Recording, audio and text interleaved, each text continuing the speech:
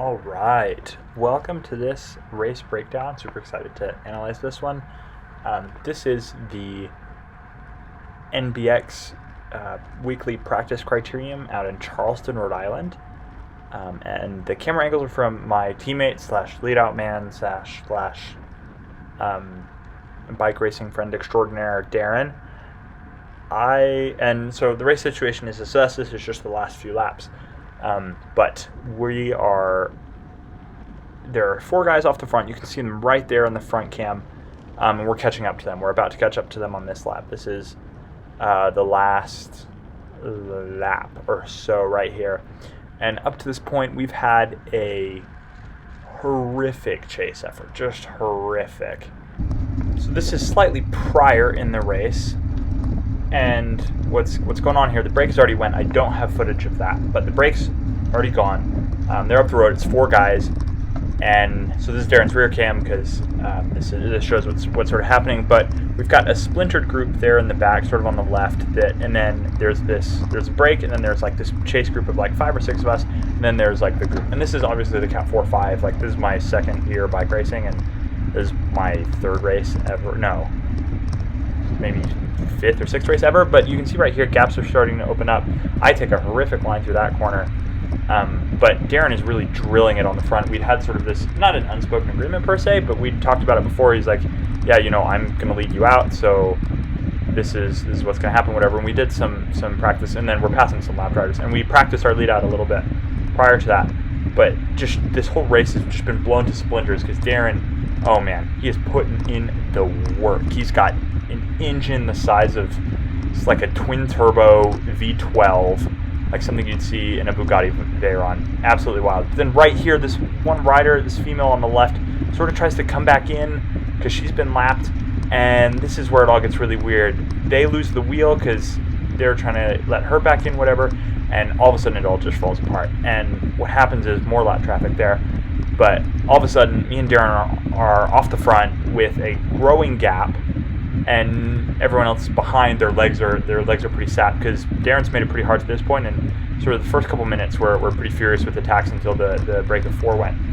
But just in our chats prior, Darren and I had sort of decided, Darren's going to do all the work because he's got the engine, and then we'll do a lead out, on the back stretch. Going to leave the sort of the left side open. And here I am losing the wheel. Yeah, it's pretty bad. Yelled at Darren to sort of wait up there. But the gap we have, you saw coming through that corner, just... Oh, yep, there it is. Let's play that back.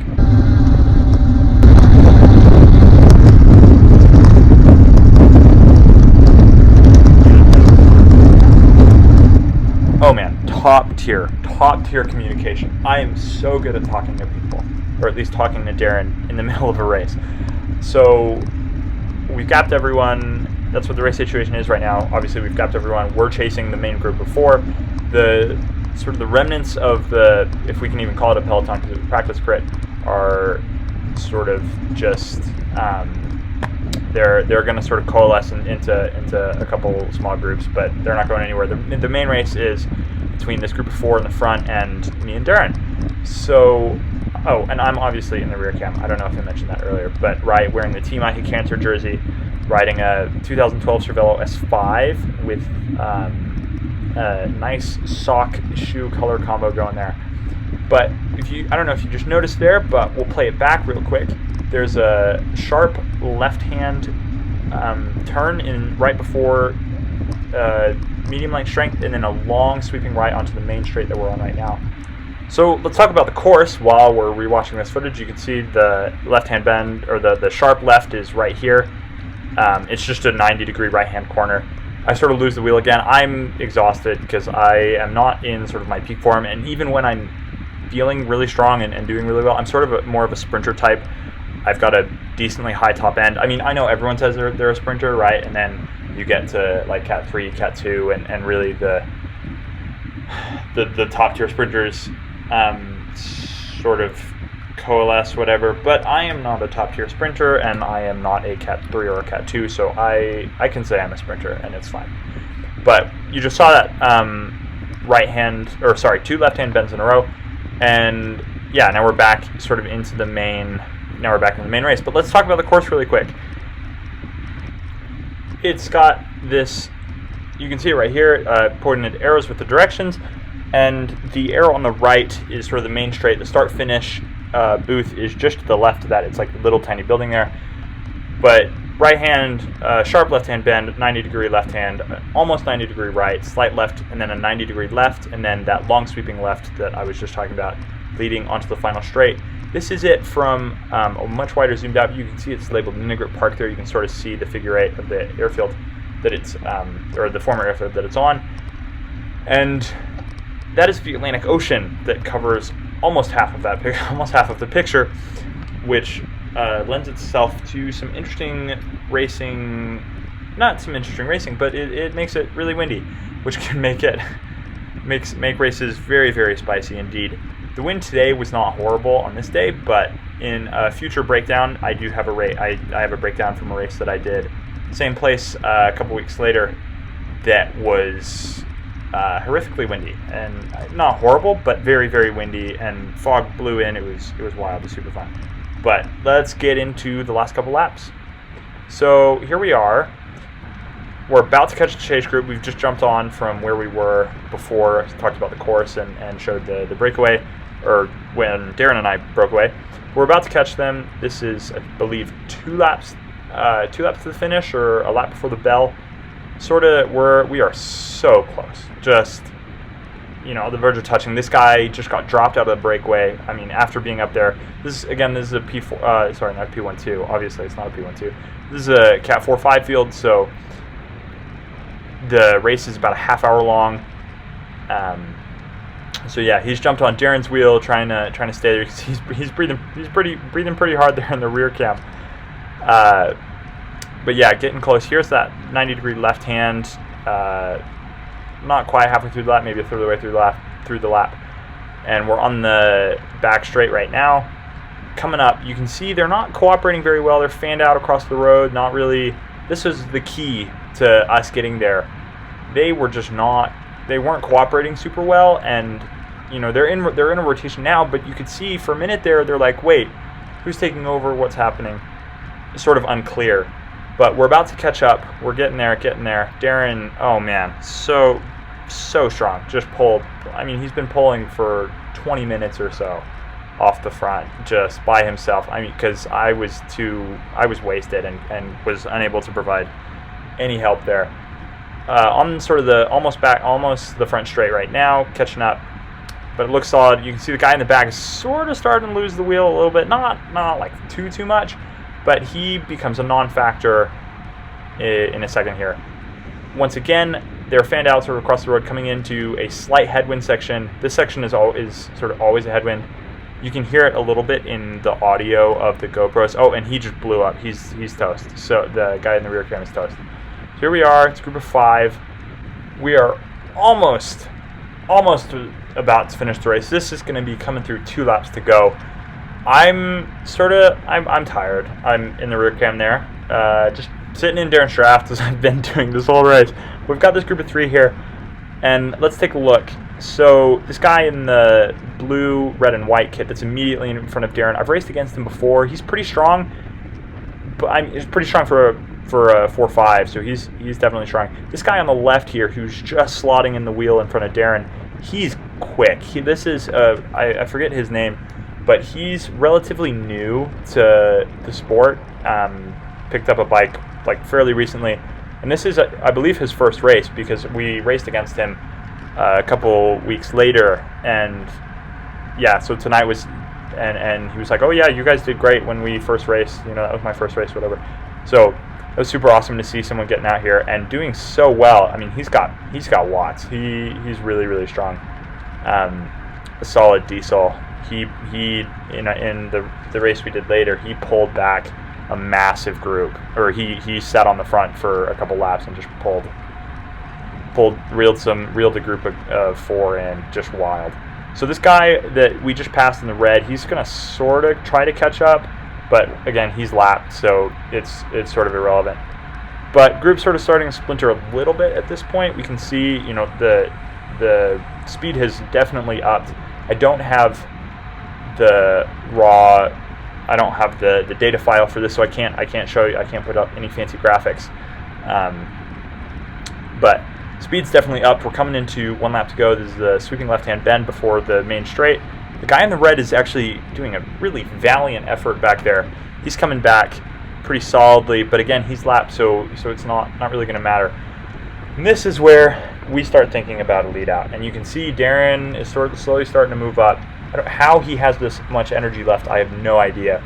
But our plan was coming around that back corner. We're gonna hit the front and stick sort of to the left, and then Darren's gonna just open up a little bit to the right side, and I'm gonna it's not a sprint up the barriers, obviously. Oh, there's the bell.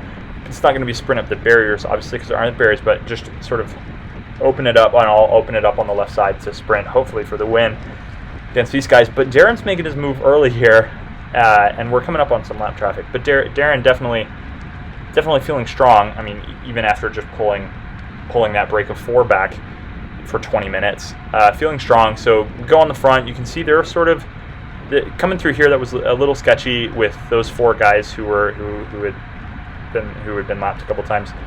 But Darren is up in it hardcore right now, and I struggle to follow his wheel a little bit through this corner. Like I've been struggling all day, actually, or all race, because my cornering has improved significantly since this point, but it was definitely not peak right now. But here we are, back straight. You can see the start-finish building on the front there. Finish line's right there. But, we're going to go for it. So I take an okay line through that corner. Could have been a little better, but we're hanging in there. And Darren, oh man, he is the Michael Morkov or Michael Murku, however you want to pronounce it, of the southeastern New England cycling. This lead out is just textbook, and he goes from almost a mile out, because the laps here are about 9/10 of a mile, and just lighting it up. So I'm sitting pretty in the draft. All 3 of the other breakaway guys are just tucked in right behind me. You can see they're all right there, except for that one guy in blues losing touch. Darren takes a nice line, and I'm close enough that I'm shifting down a little bit. Here we go. We're on the left, on the barriers, and quote-unquote barriers, and boom. I hit it. Darren also hits the gas a little, just that touch more. And the one guy that we talked about earlier, he comes around, makes a valiant effort, but I'm able to hold it to the line, and I win. Head pump, a celebratory head pump there. It was awesome. It was a great race. These guys did really solid, and it was obviously a practice crit 4-5 field, so it was just like really, really low key, super chill. Got some guy walking across the course for some reason. Don't know what's up with that. But it was a great race, super fun. But here's something interesting that happens right here. Slowing down, just ready to chat with Darren. Boom, got the fist bump in, and all of a sudden,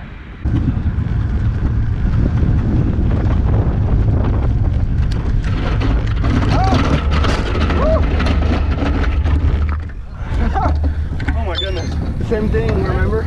yeah, Just in time.